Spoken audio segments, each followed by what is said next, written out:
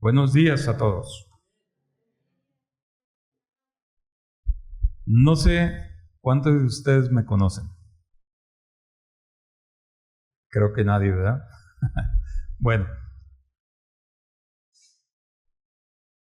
yo pertenezco a la iglesia de Circunvalación. Sí, soy anciano, ordenado. Y como se pueden dar cuenta, no veo. Mas sin embargo, por gracia de Dios, aquí estamos para impartir su palabra. Antes de empezar, quiero, por favor, que inclinemos el rostro y vamos a orar. Padre nuestro que estás en el cielo, santificado sea tu nombre. Esta mañana, Señor, estamos ante ti, un grupo de tus hijos, para alabar tu nombre, dándote honra y gloria solo a ti. Que tu palabra, Señor, sea quien hable y no sea yo. Quita al hombre y pon a tu Santo Espíritu para impartir este mensaje. Gracias por ello, en el nombre de Jesús. Amén. La lectura bíblica que tuvimos del versículo dice que el sexto ángel toca su trompeta. Sabemos que se está refiriendo a las plagas.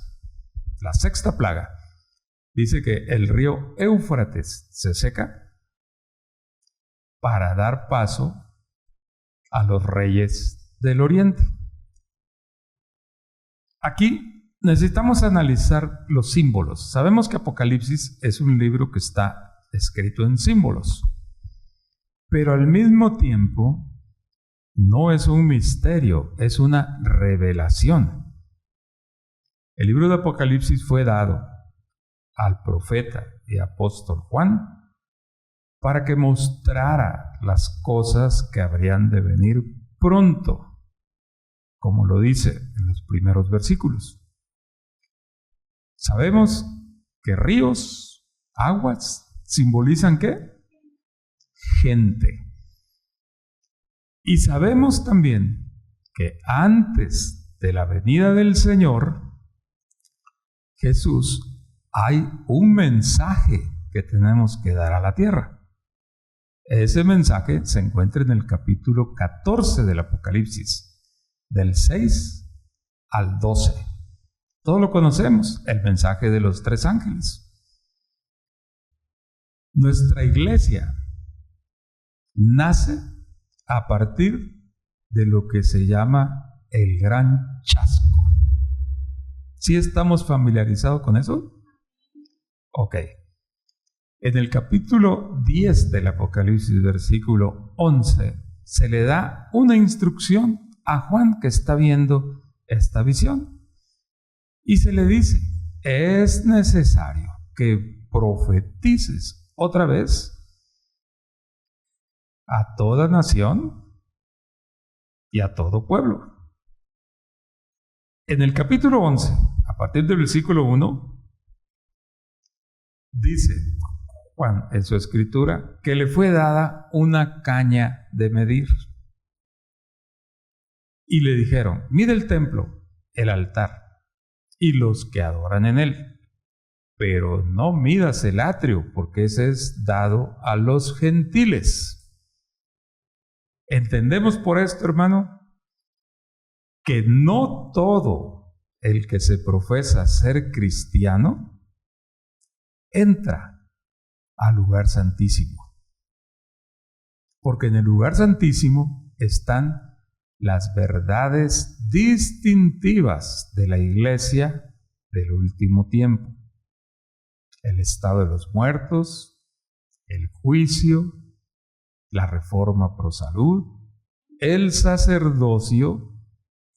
Todo eso simbolizaba la ley, el bote de maná, la vara de Aarón que se encontraba dentro del arca.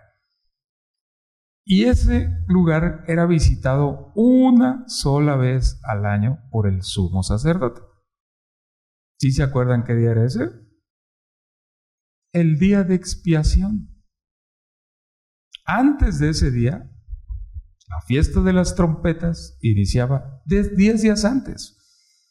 anunciando las trompetas que teníamos que ponernos a cuentas con el Señor, porque el día de la expiación o el Yom Kippur, todos los pecados de todo el año iban a ser expiados. El que no estuviera confesado se iba a quedar sin ser perdonado. Por eso es muy importante, hermanos, que nosotros en nuestra comunión diaria con el Señor hagamos confesión de pecados.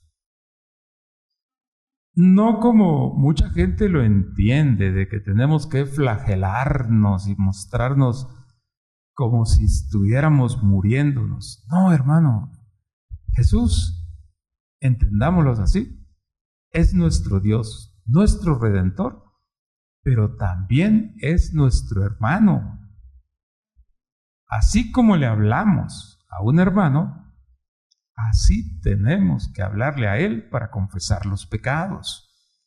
Nuestra oración siempre debe estar dirigida al Padre, pero a través de los méritos de Jesús y presentada por el Espíritu Santo. Los tres componen la deidad. Y hay una palabra que siempre se utiliza, hermanos, y que hoy voy a preguntar quién conoce su significado. ¿Quién me puede decir qué significa la palabra evangelio? A ver, ¿cómo? Evangelizar, dice el hermano. Es parte de, pero el significado,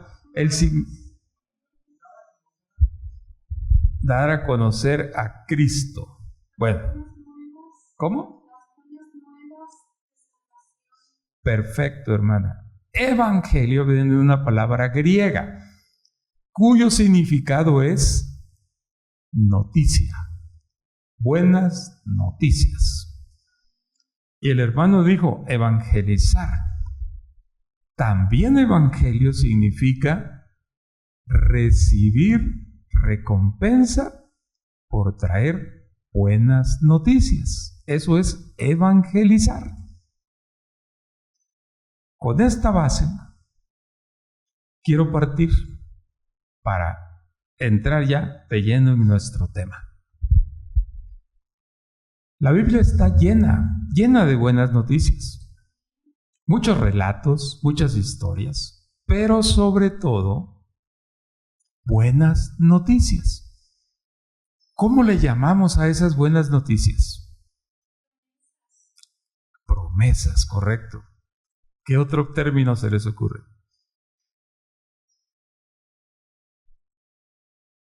Les voy a dar un tip. Hasta 2300 tardes y mañanas y el santuario será purificado. ¿Qué fue eso? En su tiempo, cuando el profeta Daniel lo escribió, ¿una qué? Profecía. Las buenas noticias que hay en la Biblia son profecías. Todas tienen que ver con el retorno de nuestro Señor Jesús. La profecía existe porque Dios, en su infinita misericordia, creó la semana. La semana da lugar a meses y los meses da lugar a años. Entonces pueden existir profecías de tiempo. Pueden existir profecías tipológicas. Lo que sucedió en el pasado se va a repetir en el futuro con diferentes personajes, pero con el mismo mensaje. A lo largo de la historia encontramos una gran variedad de profetas. Desde el Génesis. La primera profecía que se registra en el Génesis se encuentra en Génesis 3:15. Enemistad pondré entre ti y la mujer, entre tu simiente y la simiente de ella. Tú le aplastarás la cabeza y ella tú le morderás en el calcañar. ¿Sí? Esa gran profecía que se cumple diariamente, pero no ha llegado a su culminación todavía, esa profecía es la base, hermanos, de nuestra fe. Hay un redentor, hay una simiente que iba a venir de la mujer. Esa simiente iba a aplastarle la cabeza a la serpiente que hizo caer a nuestros padres. Y como dice Apocalipsis 12, la gran serpiente antigua llamada Diablo y Satanás. A partir de ahí, hermanos, encontramos muchas más profecías. Pero había una profecía que vamos a tocar esta mañana. En el libro de Números, capítulo 24, el profeta Balaam fue contratado por el rey Balac. Conocemos la historia. Aquella ocasión en que Balaam, desesperado por llegar, porque Balac le había ofrecido dinero por maldecir al pueblo, se topó con un ángel en el camino.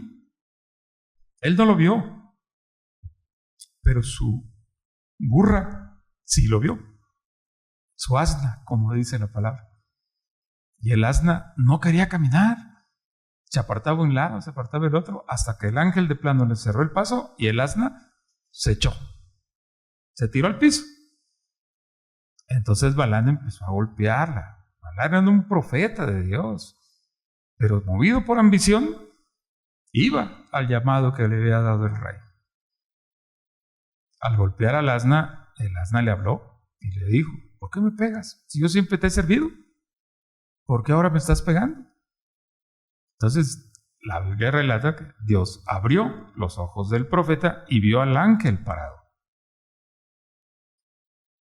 con la espada en su mano. Y el ángel le dijo: ¿por qué le pegas a la burra? Ella vio lo que tus ojos están cerrados para ver. Si hubieras avanzado, te hubiese matado. Ve pues con el rey, pero vas a decir lo que Dios te va a decir que tienes que decir. Como espero que esta mañana sea conmigo también. Decir lo que Dios quiere que yo diga, no lo que yo pienso. Al llegar, conocemos la historia. En lugar de maldecir al pueblo de Israel, lo bendijo y dio una profecía. Dijo que la estrella de Jacob iba a anunciar la llegada de aquel que venía a cumplir la profecía de Génesis 3:15 en su primera etapa. El Redentor prometido desde Adán y Eva, con el símbolo del Cordero. En el Mateo capítulo 2, versículos 1 y 2. No sé si hay otro micrófono para que me ayuden a leer. ¿Sí hay? Ok. Alguien que lo tenga, por favor, que lea Mateo capítulo 2, versículo 1 y 2, por favor. Dice: cuando Jesús nació en Belén de Judea, en días del rey Herodes, vinieron del oriente a Jerusalén unos magos. El siguiente. Diciendo: ¿dónde está el rey de los judíos? ¿Quién ha nacido? Porque su estrella hemos visto en el oriente y venimos a adorarla. Gracias, hermano. La estrella había sido profetizada por Balaam, más o menos unos 1800 años antes. ¿Por qué supieron los magos que era el tiempo del nacimiento de Jesús? Lo había profetizado Balaam. David, en varios salmos, anunciaba también las señales. Daniel, en su libro, había dicho el tiempo. ¿Se acuerdan de la profecía de las 70 semanas? Todo eso estaba escrito. Pero ¿qué pasó con el pueblo escogido de Dios? ¿Por qué no estaba preparado para recibirlo? Y aquí viene una pregunta interesante, hermanos. ¿Quiénes fueron los únicos que por medio de la profecía adoraron a Cristo? ¿Lo acabamos de leer? Los magos. Ellos llegaron y le dijeron a Herodes: su estrella hemos visto en el oriente. Ellos sabían que una estrella anunciaba el lugar donde había de nacer el Redentor. Amós 3:7 nos dice: porque el Señor no hará nada sin que lo revele a sus siervos los profetas. ¿Había profecías mesiánicas en Isaías? Claro que sí. ¿Había profecías mesiánicas en Jeremías? Claro que sí. ¿En Zacarías? También. ¿En Malaquías? También. ¿Por qué el pueblo de Dios no lo esperaba? Malaquías 3 había anunciado que había una voz que clamaba en el desierto que venía a allanar el camino del Señor. Isaías había dicho que el pueblo iba a ser reparador de portillos y abrir el camino para el que venía. Vino Juan el Bautista cumpliendo la profecía. Y no pasó nada con el pueblo. Iban, lo veían, algunos se bautizaban, pero hasta ahí quedaba. ¿Basta bautizarse, hermanos? ¿Es suficiente para alcanzar la salvación? ¿O hay que seguir estudiando? Todos conocemos la profecía de Mateo 24, ¿verdad? Aquel que da las señales antes del fin. Cuando los discípulos le preguntan a nuestro Señor Jesús: dinos, ¿qué señales habrá de tu venida? ¿Y cuándo se acabarán estos tiempos? Y la primera advertencia que hace Jesús a sus discípulos fue: mirad que nadie os engaña,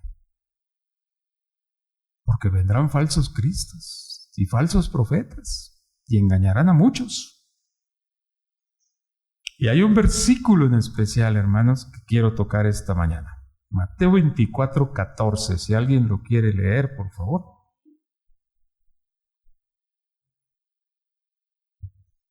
Y será predicado este evangelio del reino en todo el mundo, para testimonio a todas las naciones, y entonces vendrá el fin. Gracias, hermana. Aquí vamos a reflexionar un poquito en el texto.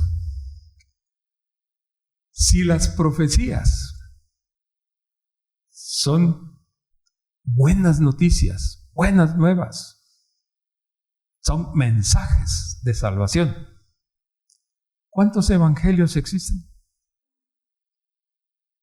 Hay uno, que es el evangelio principal, que es el Mesías Redentor. Pero Jesús está diciendo en este versículo específico, y analicémoslos con calma. Y, dijo Jesús, y esa y muestra que es la continuación de una serie de eventos que están antes del versículo 14. Y luego dice Jesús: será predicado este evangelio. No se está refiriendo al evangelio eterno. No se está refiriendo al evangelio que conocemos nosotros como el que narra los sucesos y la vida de nuestro Señor Jesús.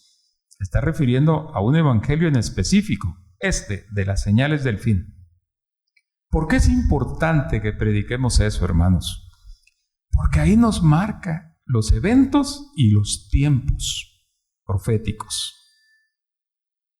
Y siempre en los estudios que yo he realizado, tanto en la Biblia como en el conflicto de los siglos, nos damos cuenta que Mateo 24 está en orden cronológico. Un evento sucede al otro, y ese evento es anterior a otro que viene después. Y cuando Jesús dice aquí, y será predicado este evangelio, está diciendo, hermanos, anunciad al mundo que lo que está pasando no es casualidad, está bajo el control de Dios y está anunciando el evento que todos estamos esperando, la venida de nuestro Señor Jesús en gloria y majestad, para recoger, como nos dice Apocalipsis 14:13, la cosecha de la tierra, tanto el trigo como las uvas para ser pisadas en el lagar. En Apocalipsis 14 no encontramos solo 3 ángeles, encontramos más ángeles. Y cada uno tiene una función específica que realizar. Son mensajeros, son evangelistas que nos están diciendo, hay esto que hay que hacer, después va a seguir esto y después sigue otro. Y el mensaje de los 3 ángeles es muy especial, hermanos, porque empieza diciendo, vi otro ángel volar por el cielo, que tenía el evangelio eterno, para predicarlo, ¿a quién? A todos los moradores de la tierra, no solamente a los de la iglesia adventista, la iglesia pentecostal, la iglesia mormona, lo que ustedes quieran ponerle, es a todos los moradores de la tierra, diciendo a gran voz, teme a Dios y dale gloria, porque la hora de tu juicio ha llegado. ¿Se acuerdan que vimos que en Apocalipsis 11 se le daba una caña de medir a Juan? ¿Se acuerdan de ese pasaje? ¿Sí? ¿Qué simboliza la caña de medir? Vayamos a la Biblia, que la Biblia nos los explique. ¿Quién puede leer Mateo 7, por favor? Del 1 al 4.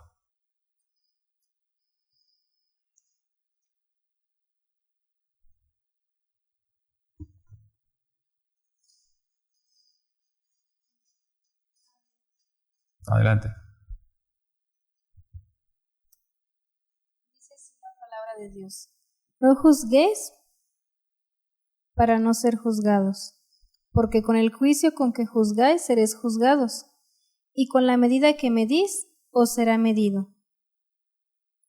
Ok. ¿Y gracias, por qué? hermanas. ¿Hasta ahí? Hasta ahí está bien. Okay. Entonces, ¿qué simbolizaba la caña? Juicio. ¿Sí? Cuando se le dice a Juan, mide el templo y el altar, haz juicio con aquellos que entran al lugar santísimo. ¿Qué simbolizaba el altar? ¿Lo recordamos? La oración de los que creen en Jesús. Hasta ahí hay muchos. Pero luego viene lo que nos distingue a nosotros. Esas personas que oran creen que el juicio comenzó el 22 de octubre de 1844, cuando Jesús pasa del lugar santo al lugar santísimo. Creen que un estilo de vida saludable hace diferencia entre las personas de otras denominaciones con los que guardan los mandamientos de Dios y tienen la fe de Jesús. Apocalipsis 14:12. no se iba a medir a todos, se iba a medir a aquellos que pasan la cortina para entrar al lugar santísimo. A través de oración, de estudio y de testificación, como simbolizaban los 3 primeros muebles del santuario: el candelabro, el altar del incienso y la mesa de los panes. Ahora bien, hermanos, con esta diferencia ya establecida, quiero preguntar a todos los que estamos aquí: ¿cuántos de nosotros hacemos lo que Dios dice que debemos de hacer? Una de las cosas es: buscad primero el reino de Dios y su justicia, y todo lo demás vendrá por añadidura. Dios en primer lugar. ¿Sí? Amad a tu prójimo como a ti mismo. Después de amar a Dios por sobre todas las cosas. En el capítulo 5 de Mateo, Jesús en el Sermón del Monte dijo: amad al prójimo, perdonad a tus enemigos. Después de esas frases donde dice Jesús: si te dan un golpe en una mejilla, pon la otra; si te piden la capa, dale hasta la túnica. Todo lo que Jesús está diciendo ahí, dice: ama a tu prójimo como a ti mismo, perdona a tus enemigos. Y luego da una sentencia que es muy interesante. Ustedes lo pueden ya esto buscar en su casa con calma. Dice Jesús: para que seáis llamados hijos de Dios. La pregunta viene ahora: ¿cuántos de aquí somos hijos de Dios? ¿Cuántos amamos a nuestros enemigos? ¿Cuánto perdonamos a los que nos ofenden? Reflexionemos en esas palabras, porque estamos hablando, ¿se acuerdan de qué? De mensaje, ¿verdad? De profecía. ¿Ok? Cuando nosotros seguimos hablando de profecía, no podemos olvidar las palabras del apóstol Pedro en el capítulo 2, que nos dice que tenemos la palabra profética más segura, a la cual hacemos bien en estar atentas, porque alumbra el camino, y luego nos dice: hasta que aparezca el lucero que nos va a alumbrar. El apóstol Pablo nos dice que las profecías cesarán cuando el Señor Jesús aparezca en las nubes del cielo.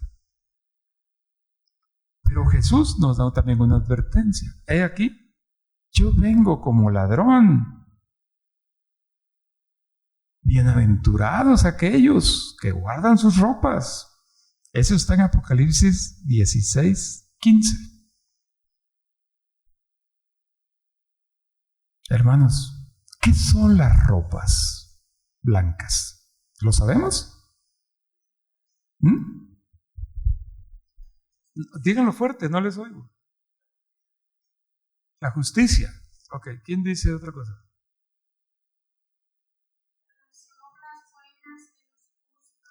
¿Cómo? Eso es Apocalipsis 19:7. Si alguien lo quiere leer, por favor.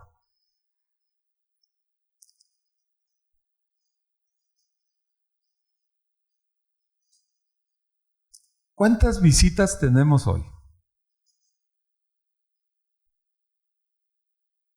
Sé que están Javier y Sheila, que son mis amigos. Y también amigos de todos ustedes. Pero aparte de ellos dos, ¿hay más visitas? ¿No? 1, ok. Bueno.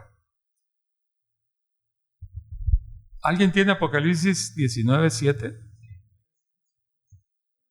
Dice, Dice,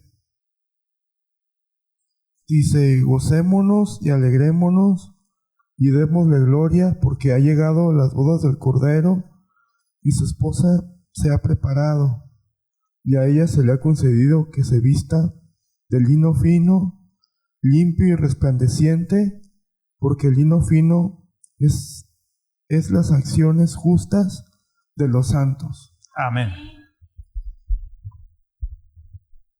Cuando nosotros hacemos una obra, X obra, en el plano material, sabemos, hermanos, y así lo creemos, que todo se anota en el cielo, que hay un libro de memorias. Y al momento que pasemos a juicio, tenemos que procurar, primero, estar escritos en el libro de la vida. ¿Sí? Y segundo, que nuestras acciones buenas pesen más que las acciones malas. Y que las acciones malas tengan un pequeño rótulo a su alrededor que diga confesado y perdonado. ¿Cómo hacemos eso? ¿Cómo podemos nosotros llegar al cielo si estamos aquí en la tierra? A través de la oración, hermanos.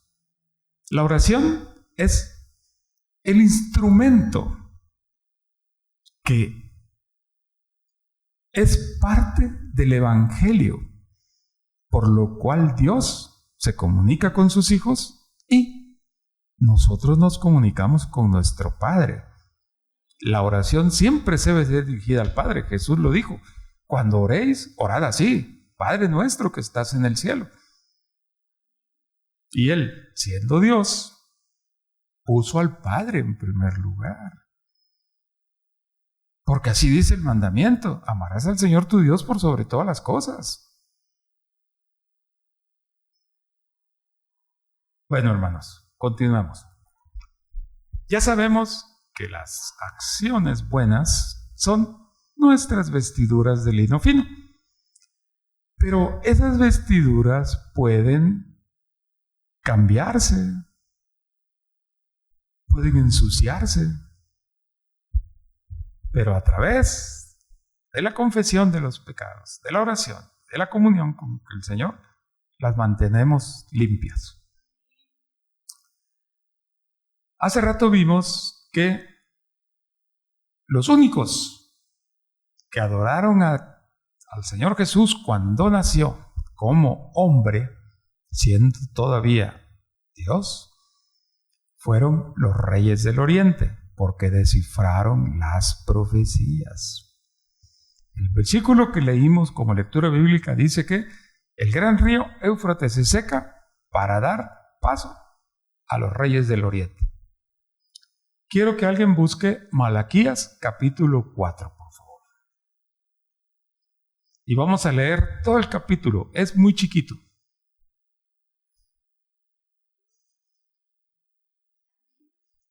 Adelante.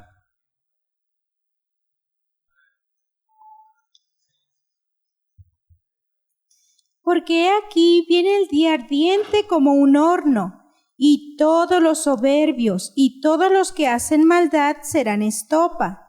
Aquel día que vendrá los abrazará, ha dicho el Señor de los ejércitos, y no les dejará ni raíz ni rama.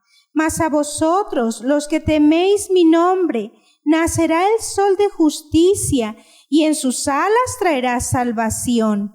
Y saldréis y saltaréis como becerros de la manada.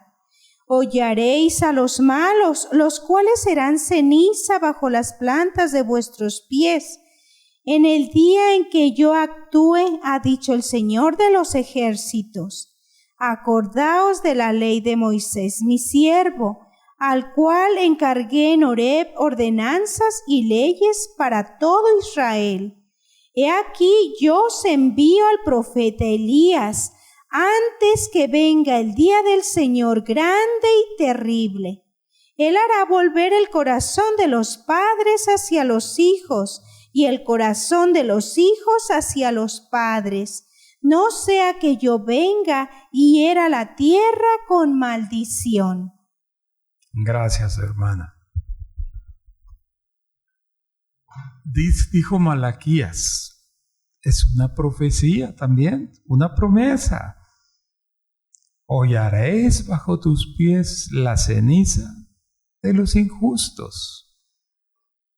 Y he aquí, dice, enviaré al profeta Elías. Cuando Jesús caminó en esta tierra, le dijo al pueblo que lo escuchaba, vino Juan del Bautista con el espíritu de Elías. ¿Y qué pasó? No le hicieron caso. Y también dijo, y no era cualquier profeta, era el mayor, ¿sí?, de los profetas, porque ningún hombre nacido de mujer ha sido mayor que Juan, ni será nunca. Pero el más pequeño en el reino de los cielos, mayor es que él. El Elías que ha de venir, hermanos, es el Elías que ha de amonestar al mundo entero. Apocalipsis 18 nos dice que Juan vio otro ángel descender del cielo y que la tierra fue iluminada con su gloria, diciendo a gran voz, salid de ella, pueblo mío. En el capítulo 17 es la condenación de Babilonia, de la gran ramera. El 18 es continuación. Ella es la gran ramera, donde hay mucho pueblo de Dios. Si así no fuera, estos versículos no existirían. Dios dijo, salid de ella, pueblo mío, para que no seáis partícipe de sus plagas. Ese pueblo, hermanos, está en Babilonia, pero no está perdido. Es un pueblo que tiene que ser rescatado. ¿Y quién es el Elías que lo va a rescatar? Los que estamos aquí, hermanos, somos los que tenemos que abrir camino al Señor Jesús en su venida. Los que ya murieron, ya como dice Apocalipsis 14:13, ellos cesaron de trabajar, pero sus obras con ellos siguen. Daniel 12:10 nos dice que muchos serán emblanquecidos y que los impíos no entenderán, pero los justos, entenderán. ¿De qué lado queremos estar? ¿De los que entienden o los que no entienden? En ese mismo capítulo, Daniel dice que en aquel tiempo, continuación del 11, cuando empiece la persecución, se levantará Miguel para rescatar a todos aquellos que estén escritos en el libro de la vida. ¿Qué hay que hacer, hermanos? Permanecer escritos en el libro de la vida. No solamente con estar escrito ya tenemos garantía de permanencia. No. Acuérdense del rey Saúl, ungido por Dios, escogido por él, y finalmente desechado por no cumplir lo que Dios dijo que hiciera. Entonces nosotros, al momento que nos bautizamos, nos inscribimos en el libro de la vida. Mis dos compañeros que vinieron hoy están bautizados. No sé la otra visita, si está bautizado o no. Pero si no está bautizado, es momento de tomar la decisión. No es un llamado que estoy haciendo yo, es un llamado que hace el Espíritu Santo. Los reyes de la tierra que habla Apocalipsis 16, hermanos, son aquellas personas que, como en la primera venida, estudiaron las profecías, entendieron los momentos, se prepararon para recibir al Señor. Ojalá todo lo que estamos aquí hagamos lo necesario. La vida de un cristiano no es solamente aceptar a Cristo. Ese es el primer paso y es lo único que nos puede llevar a la salvación. Pero a través de Cristo tenemos una infinita fuente de gracia que si caemos 10,000 veces, 10,000 veces nos levantará. Pero la gracia, hermanos, es gratuita, pero tiene requisitos. Váyanse al libro de Tito, capítulo 2, por favor.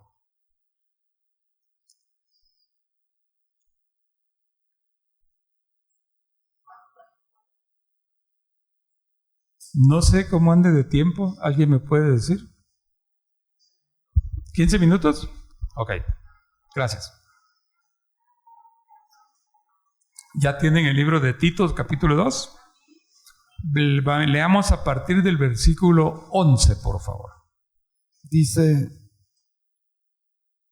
porque la gracia de Dios se ha manifestado para salvación a todos los hombres, enseñándonos que, renunciando a la impiedad y a los deseos mundanos, vivamos en este siglo sobria, justa y piadosamente,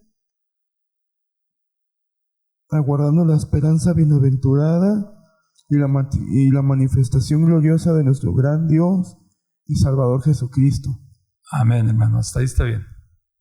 La gracia nos es dada de forma gratuita. ¿Pero qué nos enseña?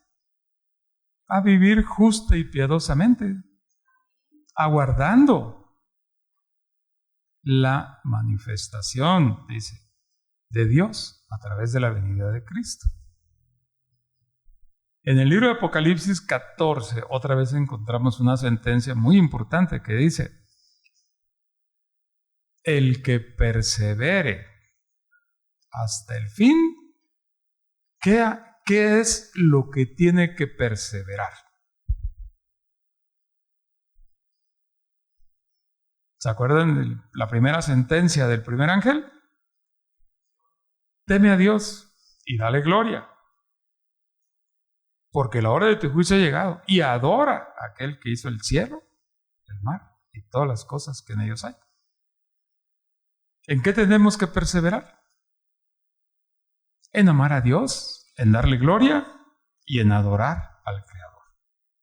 Todo en el lugar santísimo del santuario. No permitamos que, como dice Apocalipsis 3 en la iglesia a la Odisea, seamos vomitados de la boca de Jesús, porque somos tibios. Seamos fríos o calientes. Porque, como dice el capítulo 3 en el mensaje a la iglesia de Filadelfia, aún no pasa la prueba que ha de venir sobre el mundo entero. Si alguien lo quiere leer, por favor, Apocalipsis 3:10. ¿Qué nos dice? Y de ahí en adelante.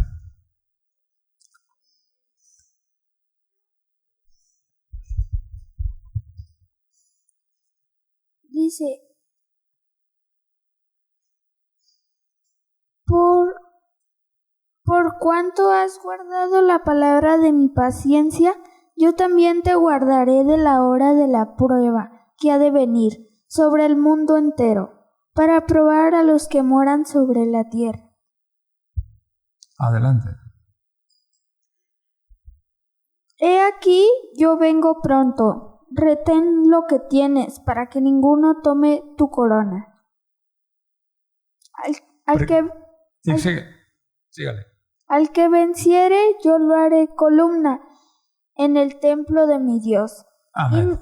Hasta ahí está bien, gracias. ¿Qué nos dice este mensaje? ¿Qué nos dice Jesús en este mensaje?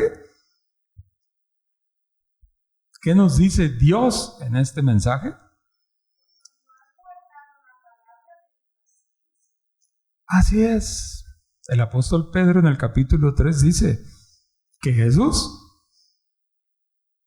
no demora su venida como alguien lo tiene por tardanza, sino que tiene paciencia para que todos procedamos al arrepentimiento. Jesús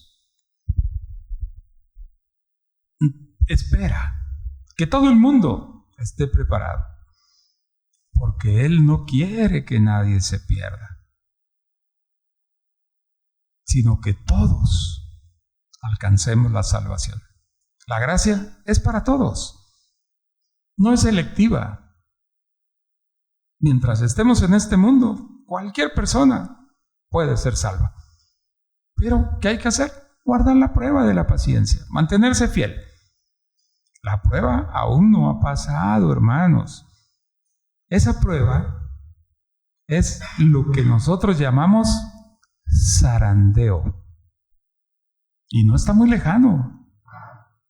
No está muy lejano ese zarandeo. Mantengámonos fieles, estudiando, preparándonos, testificando. El día del Señor no tiene duda de que va a pasar. Dios es fiel y verdadero y no cambia. No es hombre para que nosotros tengamos duda de si va a cumplir o no. La palabra de Dios se cumple, hermanos. Y está escrito que vendrá por segunda vez y a cada quien dará su galardón. Esperemos que nuestro galardón sea grande y que seamos aptos para estar con Él por toda la eternidad. Ese es el deseo de mi corazón en esta mañana, hermanos. Preparé este tema con mucha oración para que nosotros entendamos que por nosotros mismos no podemos hacer nada. La salvación la da Jesús. Tenemos que permanecer en Él a través de la oración del Padre, al Hijo y al Espíritu Santo. Que Dios les bendiga en esta mañana, hermanos, y permanezcamos unánimes para que sea derramado el Espíritu. Para concluir, quiero que busque a alguien Joel 2:28. Esta profecía Pedro la mencionó, en el día del Pentecostés, en Hechos 2. Pero esta profecía dice que cuando el pueblo esté satisfecho, lleno de pan, de mosto y de aceite. ¿Qué simboliza el pan? No solo de pan vivirá el hombre, sino que toda palabra que sale de la boca. ¿Qué dijo Jesús cuando ofreció la copa con el vino en la cena? Bebed, porque esto es mi sangre, que simboliza el mérito suficiente de Jesús. Y el aceite, Espíritu Santo. Cuando el pueblo esté lleno de pan, de palabra de Dios, confiando en el mérito de Jesús, viene lo que dice este versículo. Joel 2:28, por favor. Y después de esto derramaré mi espíritu sobre toda carne, y profetizarán vuestros hijos y vuestras hijas. Vuestros ancianos soñarán sueños, y vuestros jóvenes verán visiones. Amén. La promesa está dada, hermanos. La promesa está ahí. ¿Cuántos queremos hacer la nuestra? Y debemos tener cuidado. El tiempo no es eterno, hermanos. Tiene un fin. Todo se va a cumplir cuando nuestro Padre diga hasta aquí y nuestro Señor Jesús consume su obra en el cielo. Cuando se ha pronunciado esas palabras, consumado es. El profeta Amós, en el capítulo 8, del versículo 11 en adelante, nos da una sentencia que tenemos que tomar en cuenta, hermanos. Si alguien lo quiere leer, Amós 8:11.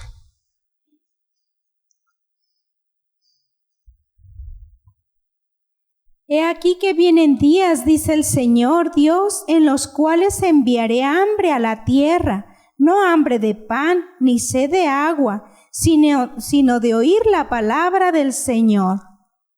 Sígale, hermano. E irán errantes de mar a mar, desde el norte hasta el oriente discurrirán, buscando palabra del Señor, y no la hallarán. Gracias, hermana. Cuando Jesús termine su obra en el cielo, nos dice Apocalipsis 15, el templo de Dios se llena de humo y salen los 7 ángeles con las 7 plagas postreras. Y Jesús dice, consumado es. Ya no hay oportunidad de salvación. Se llena el templo del cielo, el lugar santísimo, de humo por todas las oraciones de los santos. Terminó el conteo. El que es santo, seguirá siendo santo. Y el que no lo es, seguirá estando en su estado en que fue encontrado cuando se cerró la puerta de la gracia. Como en los días de Noé, dijo Jesús. Vean lo que pasa hoy en la tierra, hermanos. La tendencia del ser humano es de continuo al mal. Ayer yo me quedé sorprendido de una noticia. Muchachos disfrazados de animales, sintiéndose animales, echando por tierra la creación de Dios. Así era en los tiempos de Noé. Se cerró la puerta del arca y no se dieron cuenta que estaban perdidos hasta que empezó a llover. Así será también aquí. Se cerrará la puerta de la gracia. Buscarán palabra de Dios y no la hallarán, porque ya no habrá quien les predique. ¿Ya para qué? La sentencia fue dada sobre todo el mundo. Ya no podrá haber más santos. Esperemos, hermano, que ese tiempo no nos sorprenda a nosotros. Preparémonos, orémonos, estudiemos la palabra, testifiquemos y mostremos al mundo que hay un Redentor que espera. Que Dios les bendiga, hermanos. Gracias.